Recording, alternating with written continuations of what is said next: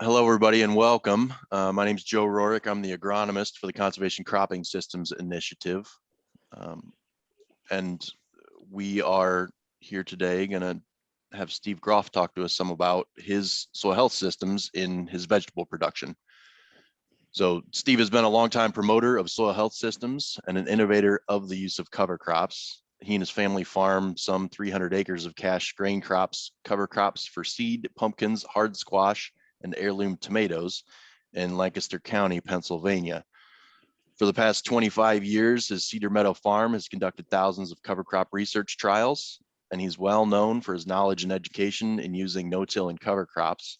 And Steve, recently you have also expanded to focus on including soil health and hemp production. Is that correct? Yes, sir. Okay, are you ready to go?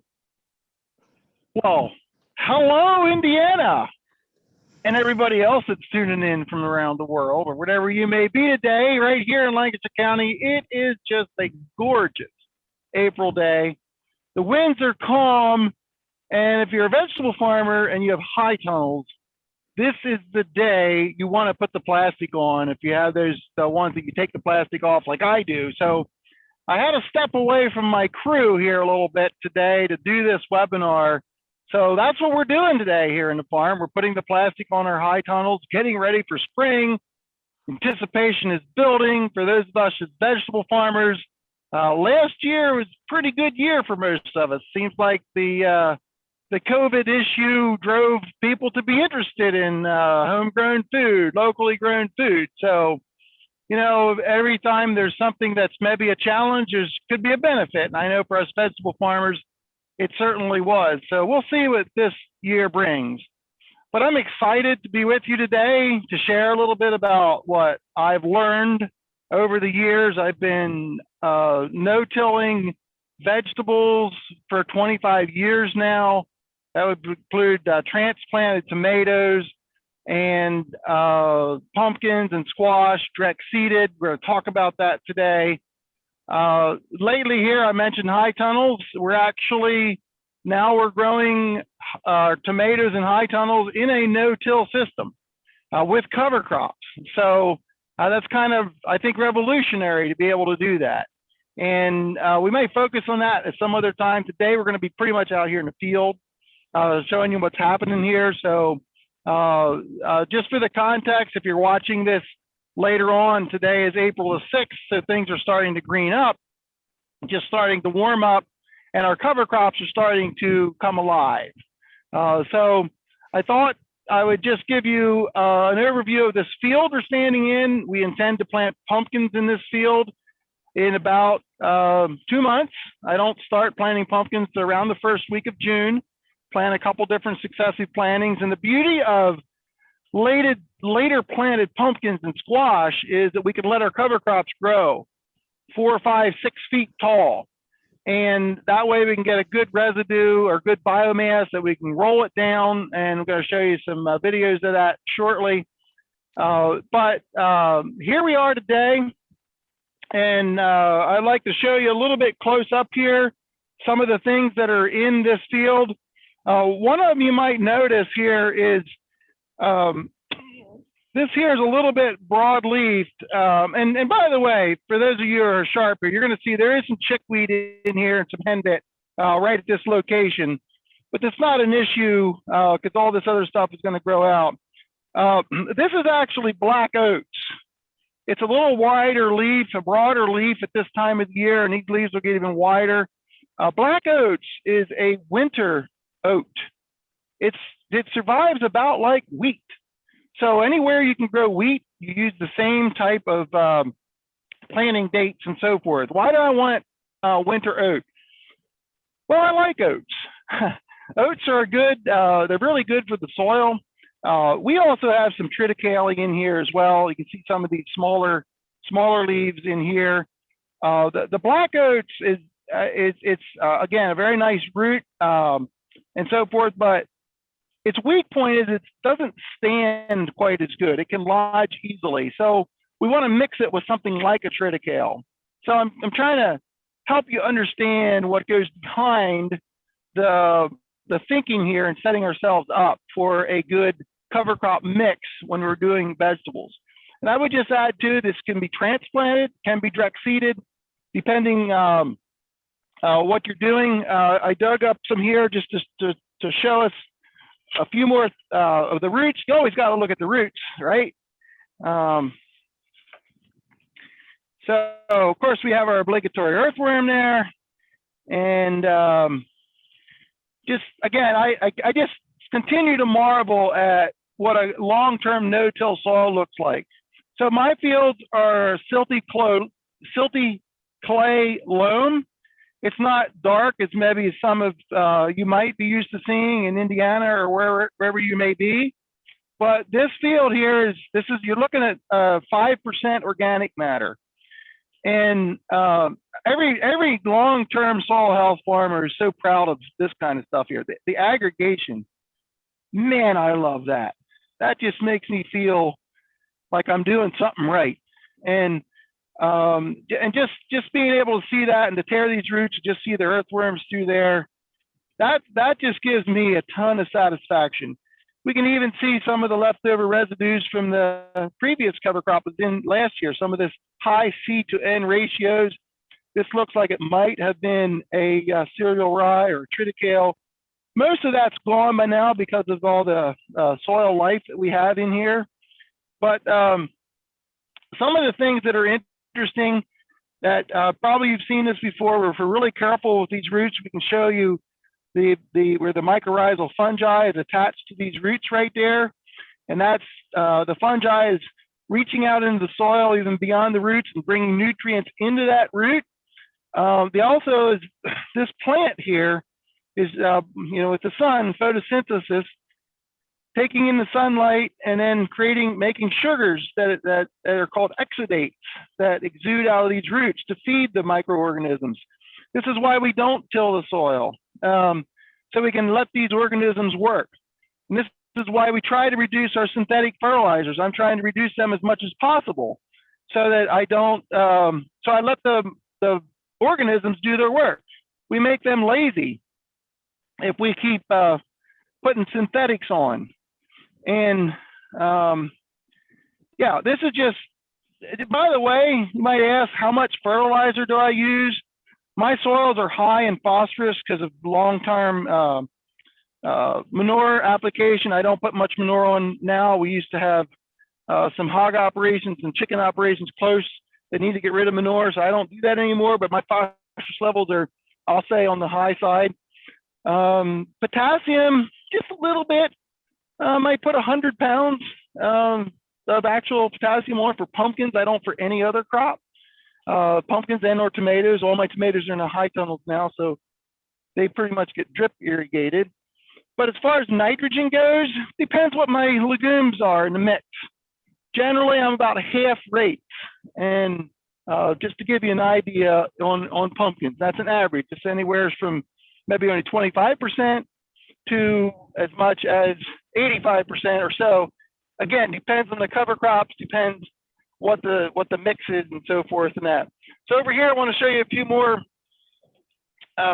more species we have in here.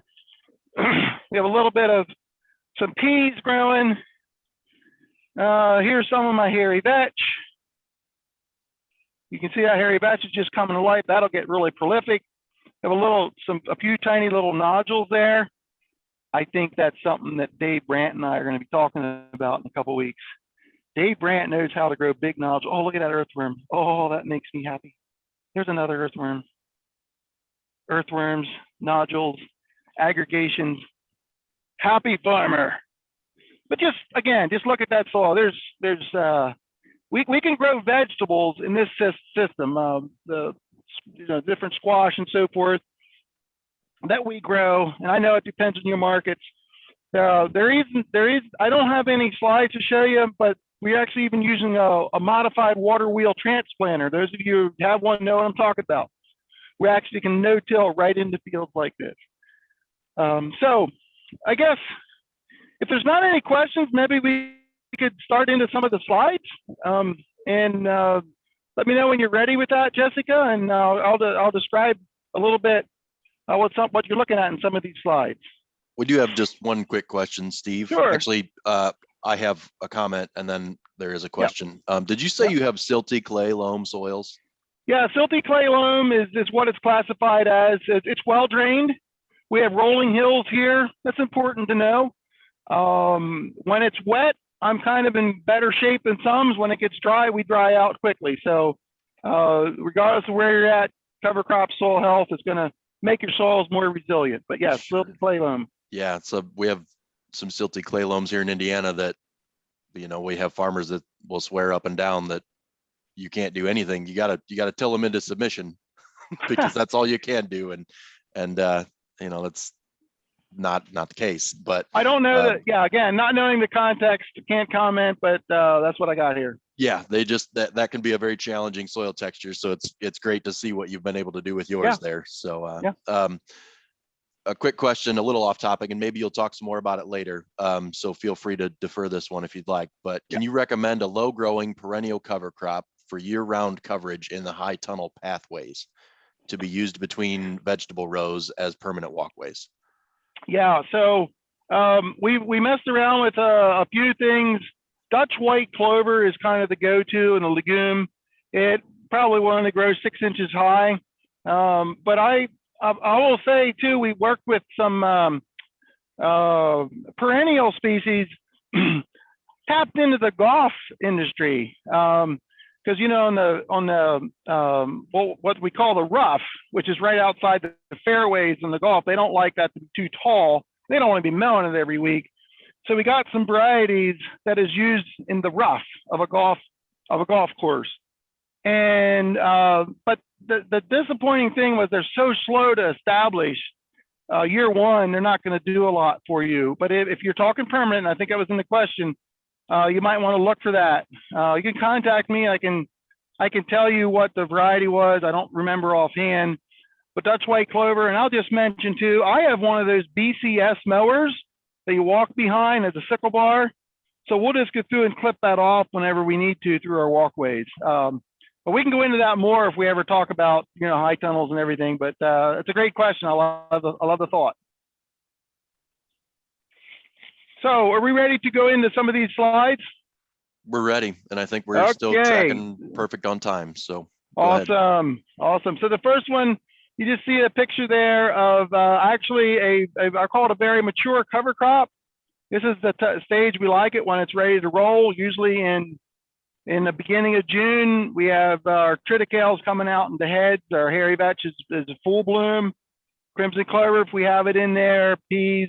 That's what I love about doing pumpkins and squash, because we can allow our cover crops to really mature and do their thing. So I take a roller in there at that time, and I just mentioned some of my favorite species. Triticale matches up a little better to hairy vetch than cereal rye. I stay away from cereal rye; it can get a little too tall. I feel like the triticale is a better match in this mix. And we'll go and roll it down. And as far as the timing of rolling, let's just go to the next slide there, and you can actually see my roller going through the field. The timing depends on the thickness of the stand and the risk of it going down and lodging.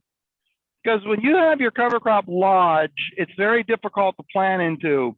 Now, I'm going to show you some equipment here that makes this easier, but it's very difficult to plant into that. So we want to roll it down. If I see that I have a pretty thick stand and the hairy vetch is growing in there, it's starting to pull down the triticale, and they're calling for rain to come through with thunderstorms and gusty winds, I'm going to roll even if it's 2 weeks before I'm intending to plant, because I want those triticale stems to be in the direction I'm going to plant.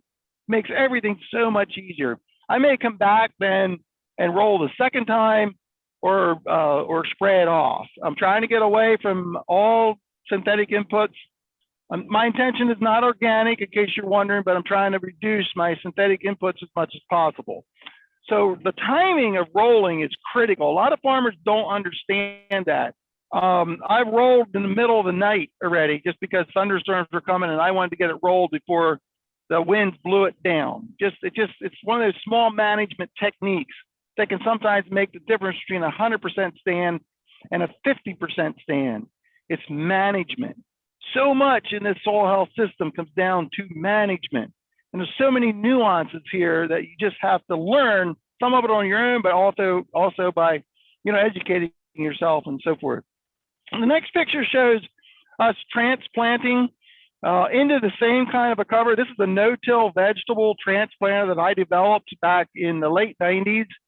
And we planted hundreds of acres. I used to grow processing tomatoes. I planted hundreds of acres with this planter over the years. I no longer grow processing tomatoes, but this is showing here planting hemp. And we also did it very successfully with that. I have now switched to more of a water wheel transplanter. Again, if you do raised beds in plastic, you're probably familiar with that.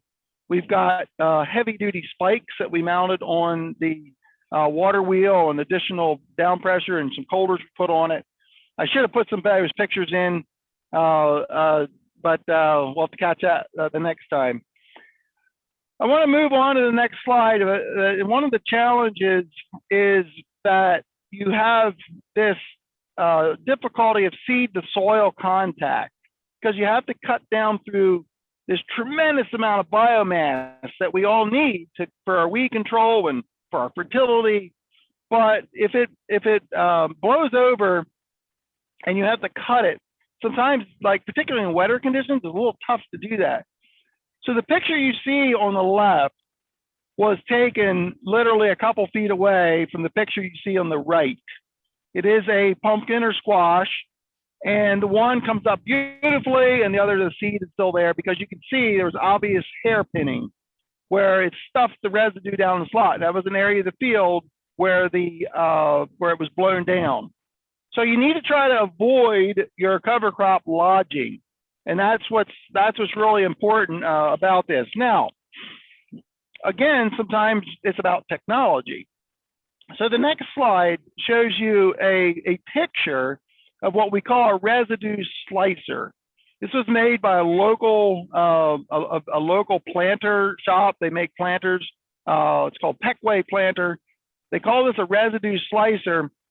Notice the arrow on the bottom. That is the direction of travel. It looks opposite of what you would think. I'm going to show you a video here the next, but until that, it's two gauge wheels that literally hold the residue down, and then the straight bladed colder cuts it. So it'd be like if you're holding it and then you cut it, it's going to allow it to cut easier.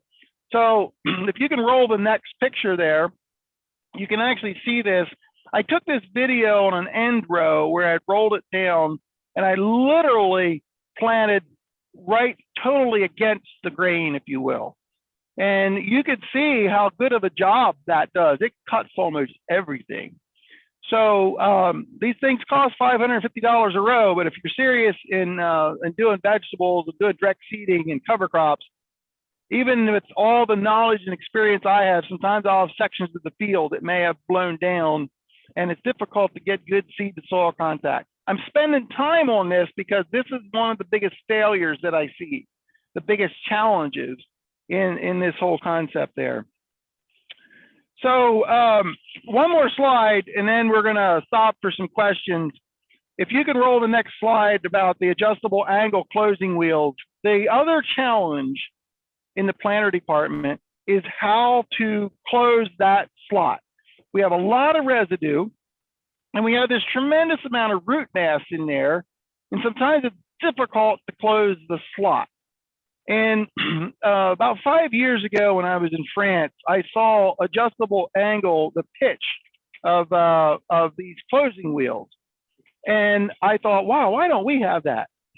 And it took a couple years for anybody to start doing it, because those angles on almost all our planters today are based off the angle that John Deere 7000 planter made in the 1970s, to basically close the soil and pack the tilled soil around that seed.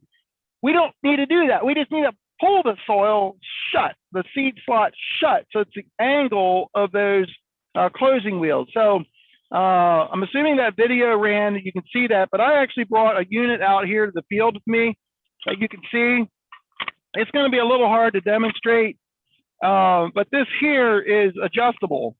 Again, it is hard to see, but I wanted to show you the function of how it adjusts the angle slot here of where actually pulling the seed slot. And most of the time, I'm only running in the lightest setting here. I don't need a lot of down pressure in my closing wheel.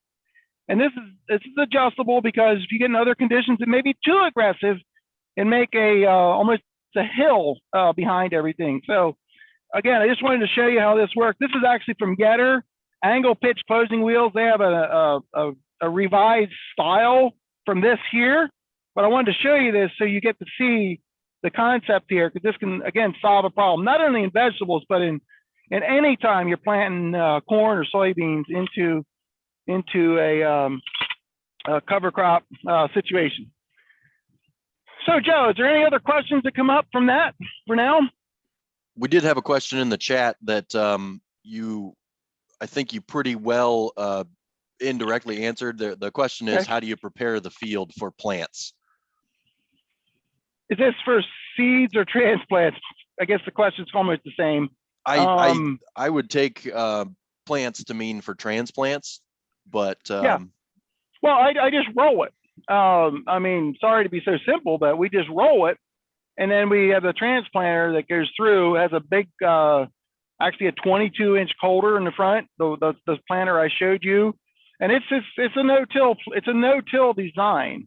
RJ Equipment is who made it. Some of those are you involved with processing tomatoes may be familiar with it. I know it's been used in Indiana, but it's much shorter. The design I have is the first one. I got them make it for me. They come out with a production model that's a little different.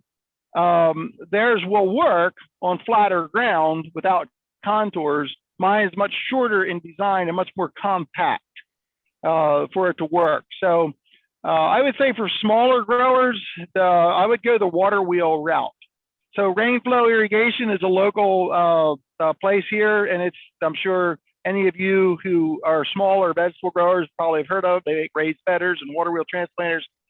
They now have access to this no-till. They took my design of the spike that called a no-till spike, and I'm not sure if they're in full production yet, but they're testing the design I had to do that. So rain flow irrigation might be someone to call if you're interested in more of a no-till water wheel type transplanter.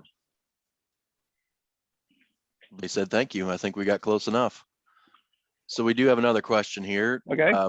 Are there certain moisture conditions that you won't plant into? And have you planted in standing cover and then rolled afterwards? So moisture is a key factor. I'm glad that question was brought up, because if it's dry, you may want to consider terminating your cover crop a little earlier, particularly if you don't have irrigation as a backup. If it's dry and there's no rain in sight in the middle of May, for instance, that's going to have to be a decision you're going to have to make. I will say this, once you get into this system for 10, 20 years, it's much more forgiving. There's more moisture holding capacity. But if you're just starting, I'm going to say there you're going to have to compromise and terminate the cover crop earlier than what I was saying here. Now here, the last 5 or 6 years, at least in my area, and I know in Indiana it's the same, it's been wet. So that's where the cover crop is the benefit. It actually helps dry out the soil. So so that's where you need to manage your moisture in that regard. So I don't really it doesn't really change my planting dates too much, but I'm aware of it, of the moisture conditions and so forth. So what was the final question there, Joe? The second part of that question. The second part was, do you sometimes plant into the standing cover and then roll afterwards? So typically not. Typically, so my roller is separate from my planter. I roll when it's time to roll. I plant when it's time to plant. That being said, I will encourage farmers who maybe don't have the type of equipment that I have, don't have the residue slicer. For pumpkins in particular, if you go through with your planter when it's standing, it will give you a better seed to soil contact, provided it's not blown down. So that would be a case for you to come back and then roll later, or if it's really wet. But then again, if you're using herbicides, you're going to have to make sure you finished off your cover crop or weeds, whatever's in there before they come up. So that's really getting to be some tight management there. But yes, it's more about as the context, as the situation provides itself, you'll have to make that decision. But I would say for me personally, I always roll first. But there certainly is a case to be made for planting and then rolling later, particularly if you maybe don't have quite the equipment to cut through residue that's rolled down the ground. Sure, thanks, Steve. And those are great tips for a challenging decision that always, that always just needs to be made. There's so many things that are situational. So we saw a little bit of your henbit and things, and your chickweed. Do you still have issues with weeds in season? And if so, how do you overcome that? Well, first of all, I did choose here to show you my system's not perfect. I still have some weeds, but henbit and chickweed don't bother me too much in this scenario. So I'll address that. So typically, I am using some low rates of herbicide. Typically, I will use gramoxone because I'm trying to stay away from glyphosate whenever I can. But it does depend, all the way from just, I turn the sprayer off some sections of a field, or usually around the edge of the field. I might have a little more weeds that might be there, but we'll turn the sprayer off sometimes. And again, it's kind of like I know, kind of what to look when I see the cover crop there, how good that's going to be, and the field history. All these things come into play. Plus, I grow, the last couple of years, I've grown between 60 and 90 acres. So it's one thing to weed 2 acres. It's another thing to weed 90 acres by hand. Okay. So, I'm still need to use some herbicides, but I'm trying to get away and eliminate them as much as possible. I have gone to 45-inch rows for my gladiator type pumpkins. In other words, the basketball sized pumpkins. With my planter, I have a 3-row monocin planter that's custom designed for pumpkins. So it's an equal distance spacing. And then I'm trying to get the vines to grow out. That helps a little bit. Yes, I got a few weeds here and there. Usually we walk our fields twice. I like clean fields. Last year I was short in labor because of COVID. Had a few fields that I wish I could have walked through them at the right time. But ideally, I like to walk my fields twice just to clean them up. So that's about where I'm at on that. And so it does depend on the weather.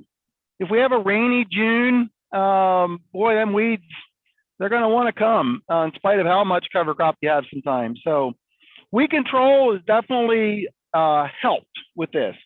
But it's, I say, it's about like our herbicides. If you think about it, if you're honest about it, if you have a wet June, you're probably going to get some escapes with using herbicides. We don't have a lot of herbicides that are labeled for vine crops. So we're at just about our halfway mark here. Yep. But how long do you wait from rolling the cover crop to planting? Typically? 2 weeks to 1 hour. That to me is irrelevant. Like I said, I roll when it's time to roll. I plant when it's time to plant. And I'm not trying to be smart. That's true. So there's a lot of factors go into that. It would take up too much time to explain it all, but in short, that's my method. Very good. Thanks, Steve. And that's all the questions we have for now. Let's move on to the bees. Let's talk about the bees. Everybody's talking about how there's not many bees around, and need to bring in pollinators, need to bring in bees and stuff. I do none of that. I have grown houses, you might say, for the bees, all the squash bees. I've done studies here at my farm with Penn State University. Some years it was actually part of a national pollinator project. And it's interesting, just as I was saying that, I saw some bees flying around right near the side of the camera. Oh, cute. I wish I could have shown them to you. But seriously, we have so many bees here that when it's in July and the first blooms are coming out, you can literally hear them buzzing out in the field. There's nothing better for me to go out at the sun's beginning to rise and hear the bees buzzing. I've not tilled my soil, all my fields for at least 25 years, some for 35. And so the ground bees, you don't hear about the ground bees much. The ground bees are actually better pollinators than honeybees. So I got them, and you can see some of them there in the picture. But go to the next slide there. I want to show you some of the research that was done, because I don't use insecticides. I don't use insecticides. And those yellow bars that you see there is the average of the other farmers that they were testing of insecticides that they detected actually in the samples that they took. And it might be a little confusing, but the blank white spaces on there is my farm. That's because I don't use insecticides. There's none there. There's zero. And you can see it in the fine print there. There was no insecticide detected. People say, what do you do about cucumber beetles? Oh, I have a few. But because of the biological zoo we have around here and all the predatory insects, somehow it keeps them in check. I don't just abandon my fields and never look at them. I'm monitoring them. And if there ever comes a time where I'll have to spray an insecticide, there better be a very good reason for it. Sorry, but for Steve, years, yes? hold on just one second. It looks like maybe not everybody's seeing the same slides that we're seeing. So Jessica, if you want to. Okay, I'm in the one with the yellow bars yet. Yeah, Jessica, okay, if you want to unshare and reshare that screen, we can see if that helps. Well, I pretty much explained it. So if you see the yellow bars, we probably, for the sake of time, need to go to the purple bars next, the one that talks about the fungicides. Am I okay to keep going in that, Joe? Yeah, I think you're doing a great job of talking through it, but we just weren't. Okay, now I believe you see the yellow. Yes. So I just explained that there's nothing there on my farm. That's the take home of that slide. I don't use insecticides. And again, I don't have just 2 acres. So that says something, I think. Says something to the history of what our practices have been doing. So if you can go to the next slide, it has the purple bars. That is talking about fungicides. Now I do use some fungicides. But you can see there, mine are barely down. It's a little tiny line. These are some of the popular fungicides that are used in pumpkin and squash production. So I want to get to the point where I don't use any fungicides. I'm going to do that through nutrition. We know that things like silicon can help reduce powdery mildew. That's a big one we have. I'm doing some testing on that, and I'm not going to get into that today. I'm just saying that this whole system does indeed work. And it's one thing for someone to get up front and tell everybody about it. It's another thing to do the test. I've done the test. I've been with this project a couple years. This has 2019 data, what you're seeing. But I'm just saying it actually works. But I've been doing this for 25 years. Keep that in mind. It doesn't happen overnight. And then if we go to the next slide, it has the green bars on it. That has to do with the herbicides. Now, what's interesting about this slide is, and this is the soil assay, and when it comes up, you'll see here that I did come up. They did find some atrazine. They did find some metallicor or dual those type. And that wasn't even the year. I didn't apply that. I applied that the year before when it was in corn. Well, that tells me something, that some of these herbicides we're using in corn are fairly long-lived. And I got to ask myself the question: does that mean there's a little bit of atrazine and dual in my squash that people are eating? I don't like that. I understand it's all about, the amount. It's parts per billion here, what you see. But all I'm saying is I am trying as a farmer to get this down. And herbicides is kind of the last frontier to try to lessen, it seems, in this whole regenerative agriculture movement.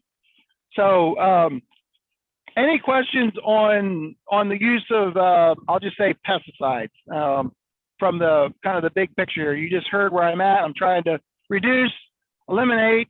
I'll just say again, talking with other farmers, insecticides are the first thing that you can drop. Fungicides, depends what the crop is. Herbicides, maybe the last thing in a pure no-till system. Any questions on that, Joe, that came up? And then we'll move on. We don't have any that came in, but once Okay. again, folks, if you have any questions or comments, concerns, feel free to drop those into the chat or into the question and answer box down probably at the bottom of your screen. There's a Q&A and a chat bubble, so feel free to put them in there. So if it's possible to go on to the next slide, is a picture of us harvesting gourds, a video, I should say. And when that comes up, what you're going to see is, and I just showed this, this is like what I'm really going after here. This is mixed gourds, all the fancy, pretty weird shaped gourds and so forth. But notice the weed control in there. It's great for the workers. I've had comments more than once about how brilliant, and that word was used a couple times, how brilliant the colors are. And I think it's because they're grown on this residue. They don't have soil splashing up on them. And so I just wanted to show this to say this is some of the value added, if you will, to this concept. It's not just about environmental awareness and that, but it's more of a value added that actually helps. I'll mention that here in the mid-90s, when I started using cover crops and no-till with pumpkins, you know, I would give talks, and the reaction I got was, "Oh, Steve, that's nice. That's nice what you're doing." And then I was like, whatever. Well, what started happening then in the early 2000s is that people started realizing the cleanness of the pumpkins. And actually at some of our local produce auctions, they would literally write on the tag, no-till grown. And that became a value added. Now you can kind of see them when you're sitting there, but the colors are more brilliant, they're cleaner. That became a value added. And you know, I don't know the statistics, but at least it probably made them actually more valuable. That's how I got into some of my stores that I sell to today yet, because I told them that my pumpkins are cleaner. And so that's, again, a value added process. So I don't know if you can go to that slide where the pumpkins are in the field. That's just what I wanted to use to depict that. So I have one more slide that I want to wrap up with, and that has to do with nutrition, our nutrient density, our nutrient availability for us as humans. So now I'm talking about the squash that we grow for human consumption. Because of this system that we are using, it's actually healthier for the crop, and even healthier for those of us who eat it. This, to me, is what's exciting right now in this whole thing that we've been pretty much driven to do these things with from an environmental perspective. But now that's changing. We have some consumer awareness, consumer demand. They want better food. We can do it. But in order to do that, you cannot till your soil as much. You have to use cover crops and all these things. So I guess if that slide is up there, shows you the graphs of my my squash tested against the USDA average. And that's all it is, the average of butternut squash.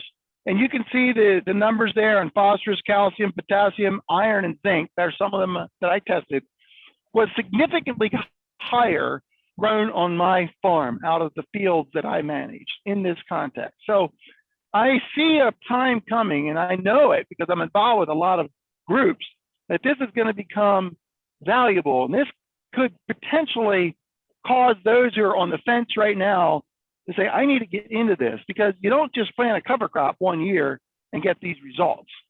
So it's time to start moving this direction, I feel. So maybe I'll just kind of pause a second. I have a little bit of a wrap up here then, but are there any questions associated with the nutrition part or the value added part, or maybe anything that that anybody might have? Nothing at this point on nutrition or the value added part, but we do have a question about what cover crop mix you use before your pumpkins, and is it the same mix every time? And then what is the crop rotation in those fields? So the cover crop mix my favorite is triticale, hairy vetch. Okay, let's start over again. 30 pounds of triticale, 12 pounds of hairy vetch, 2 pounds of radish, quarter pound of oilseed rape. That's my base mix. I'll also sprinkle in some winter oats that I talked about at the very beginning here, and some peas sometimes, some crimson clover. They're my secondary choices. It depends if I have them or not. It depends what time of the year. Once I get into October, my planting date goes into October, I'm still gonna, it really comes down to a three-way mix then of triticale, hairy vetch, and the oilseed rape. So I got the brassica, I got the grass, I got the legume in there. So, you know, as we push later, we go into that. So it changes over time, you know, as the calendar ticks off, you know, it changes what you do. And again, it's not as any cover cropper knows, there's usually never an exact formula. It kind of tweaks and changes and so forth as time goes by. So on my farm here, about the rotation that I have, I still grow a little bit of field corn, so that may be involved. I grow that winter oats that I was telling you about. I grow that as seed for cover crops, a good bit of that. So that comes off in July, middle of July, and that gives me a chance to plant my multi-species of you know, cover crops after that. I generally don't follow that with pumpkins. So I don't have an exact rotation because things ebb and flow every year, but I have a rotation based on principle that, you know, we try to switch it up between the grass cash crops and the legume cash crops and so forth. And again, it's like, I kind of cringe a little bit when people ask me that question because I don't have a cookie cutter answer. It does depend, and it depends on so many variables, you know, when I got stuff planted in the fall and so forth. So we had mentioned hemp. I do grow a little bit of hemp. So that's kind of inconsequential in the overall rotation, but there's a field or two of that in the mix. So, you know, that would count. But other than that, you know, a lot of small grains and some corn. I haven't grown soybeans for 2 years. The price is tempting me this year. And again, you might say, well, you don't have your plants all yet. No, I'm not planting anything until middle of May anyway. I'll wait and see what happens. I don't plant any corn in April. I'm not a big farmer in the context of having lots of acres to go over. I would rather wait to plant later and get my cover crops to grow my fertility, if you will, and my nutrition and so forth. So I guess that's my kind of long-winded answer there to that question. Sure. And on that, what cash crop do you grow before your pumpkins, and typically what afterwards, if it's set? I understand, you know, give you a spreadsheet of what the weather's going to do on a daily basis for the next 3 years, and you'd be happy to lay out your rotation, but well, for instance, this field we're standing in was hemp last year. Planted a multi-species, as I indicated before. It's going to go into pumpkins. Typically, after pumpkins, I will plant my my winter oats, and that's a cash crop now, winter oats, where I'm going to grow that. I'm growing that and selling it for seed to go in the cover crop market. So there's a quick one, and then, you know, there might be corn put in there in a couple of the fields. I have grown some hay for some neighbors. I kind of backed away from that here a little bit recently because, and this is just kind of a sad thing, but it's just tough when my neighboring dairy farmers are having a hard time and can't pay me. And it's just like, you know, you go a year, sometimes 2 years. I just can't be the bank for them anymore. So I kind of gravitated away from that. But you know, that's pretty much, you know, what we do here with the corn and the small grains and a little bit of hemp and the pumpkins. I mean, the pumpkins have been significant. You know, I have a 200-acre farm, so when you plant 50, 60 acres, you know, right there, your rotation is 3 years. So I'm actually cutting back again this year a little bit, being more specific in some of the products I grow. I'm going to try to do more direct sales, direct marketing, and that kind of thing. So, I'm kind of an odd guy in a way. I'm cutting back, I'm cutting down, but trying to be better in what I do. Steve, do you see any issues with soil compaction since you went and switched over to no-till? Yeah. The straight up answer is no.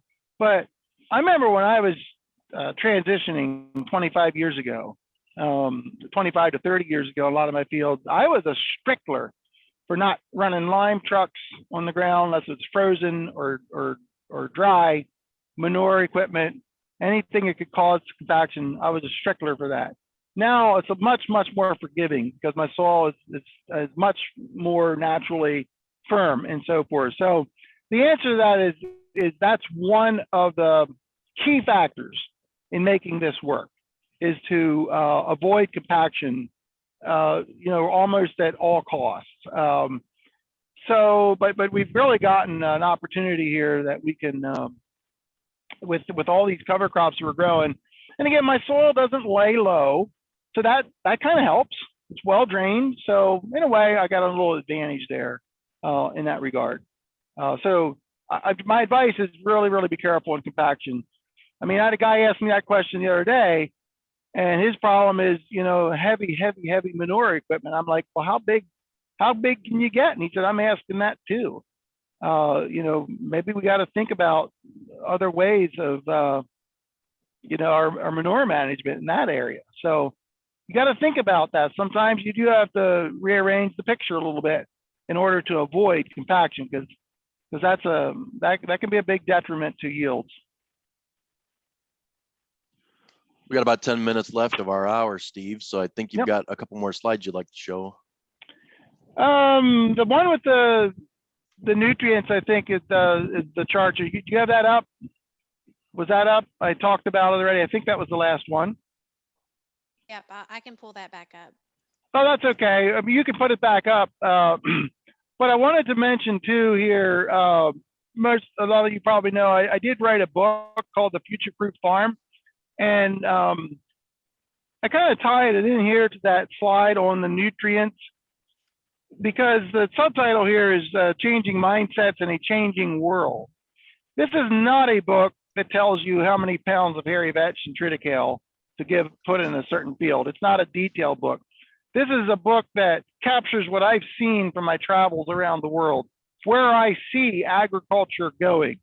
And most importantly for you as farmers, what you should be thinking about so that you don't become obsolete or irrelevant. I firmly believe, and now with all this talk about carbon credits, carbon this, carbon that, which is good. I'm happy for it. I just hope the farmer doesn't get the shaft, like happens with these kind of things. But my point here is, if you don't do something in the soil health, if you can't point to something in your farm that you're doing towards soil health, toward regenerative agriculture, sustainability, whatever you want to call it, you may not have as good of a market. I remember sitting right there in Indiana giving a presentation 2 years ago, 2.5 years ago in August, where there was two gentlemen sitting there from ADM at a soil health meeting.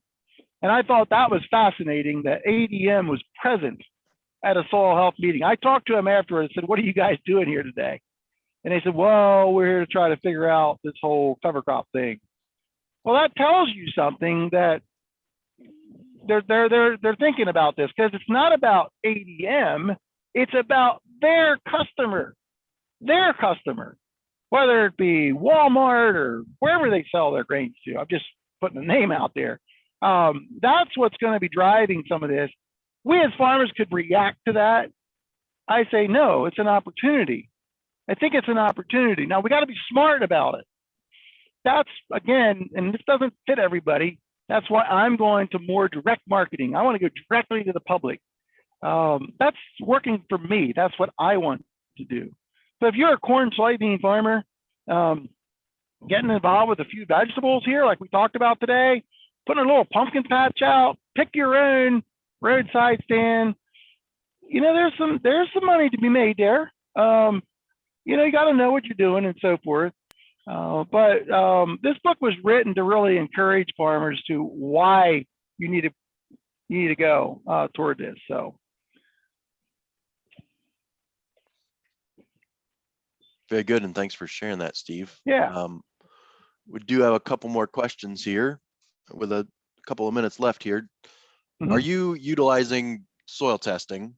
And can you speak a little bit about your testing methodology? I assume fertility testing. Yep. First of all, I just got a voice in my head that said that battery's low. So if it gets, I may have to, I don't know. We'll see how long it goes. I just thought I'd give you a warning. This is going to sound controversial, but I used to be very, very adamant about soil testing, even every year on some of my fields. Now I'm less concerned about soil testing. I'm more concerned about the biology in my soil. And the higher the biology is, the life in your soil, the less the chemistry affects your yield potential. So I know that's a loaded statement, but that's what I'm seeing. That's what I'm hearing from other people. So I have done some of the soil health tests. I've done several of them. I'm working with the Cornell test, the soil health test.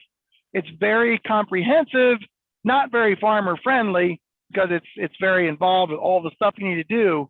But I'm working with the Pennsylvania Association of Sustainable Agriculture. They have a grant. So we're testing 3 fields every year. We're following that. So there's definitely something to that test. I think that the soil health tests need to continue to improve and get better, but it is a very good indicator where we're at with testing. So I guess from the perspective that I've been a lifelong farmer, not to be arrogant, but I kind of know what works on my farm. And I'm not as concerned about the soil testing as I used to be, because my numbers are staying up, they're staying nice, you know, and so, but that's where I'm at. I would recommend, if you're, depending where you're at on the journey, we'll say, that soil testing is indeed very important. At least you want to know where you're at and to see where things are moving. But I'm to the point now where I'm relying less on soil testing, more on observing the plants and you know, some yield checks and stuff like that. I'm testing different things. I've done a lot of research, so I understand how research is done and so forth. So that's where I'm at with soil testing. That's my story. Again, I would suggest you consider where you're at in your journey, how that applies to you. Sure, and of course you're also trying to reduce the amount of commercial fertilizers that you use as well. Yes. So you're worried about not going too low and not as concerned about getting too high. Yeah, that would be accurate, because I'm not putting on manure for my neighbors like I used to. That was a concern. So yes. And I would venture to say that you're paying a little more attention to any individual field. Like you say, you know your system. So right, and I know my fields. There's certain fields I know, I know the history to them and all. And again, I'm always learning. Don't get me wrong, I haven't figured this all out, but I'm more observing the crops now and how they respond, and in the context of the cover cropping and all that. So if we can switch gears just for a second here and talk a little bit about your hemp. Yeah. What are you growing that hemp for? So I'm primarily growing it for CBD oil, and we are developed a brand. Cedar Meadow Farm is our brand, and we're selling it for people and pets and horses. And I've been amazed how much interest there is with the equine market, and of course the pets. Making some treats, also just some of the oil. So that's really, we're just getting started, just kind of soft launching it out here. And as we go through 2021, we'll come out more and more with dealers and distributorships and so forth. As everybody probably knows, just growing the biomass as a farmer, that market has tanked. I think it's bottomed out, maybe going up a little high, but right now that's not really attractive, from a financial standpoint. But So I went to, again, direct marketing. You heard me mention that a couple of times. That's part of it. And the other thing is looking more into grain and fiber. I would suggest that farmers, if they're interested in hemp, that's more applicable to grain type farmers because it's pretty much all mechanized. So there's definitely an opportunity, but you got to be all in. This is a brand new crop with all kinds of fickle things involved with it. You're dealing with the laws, you're dealing with politics, you're dealing with perceptions of people. There's all kinds of layers of ambiguity. So you got to do your homework before you put a seed in the ground. That's my advice for that anyway, because there's opportunity out there, but it's not easy. I think I want to be fair to make that comment. Not easy. Well, that puts us at our hour. Jessica, can you share that slide of Steve's contact information again, please? And Steve, thank you very much for your time. It looks absolutely beautiful there. I appreciate you taking the time to have a chat with us today. And I don't see any more questions come in. Steve, is there anything else you'd like for our attendees to know? I just suggest for people to try something on a small scale, whatever you're comfortable with. I like to give a 10% challenge, my 10% cover crop challenge, just to either plant more acres in a reasonable amount or just try something new and nuance, some things you might have heard here. And be diligent, educate yourself. Understand that you're embracing another level of management here as you go along in this whole journey, this whole soil health journey. Vegetables have generally lagged in the whole soil health movement, if you will, but there's other opportunities there to use these methods. So we just encourage you to try something and learn for yourself, because that's really what it comes down to, what works on your farm, and only you can figure that out. But keep learning so you can apply those principles.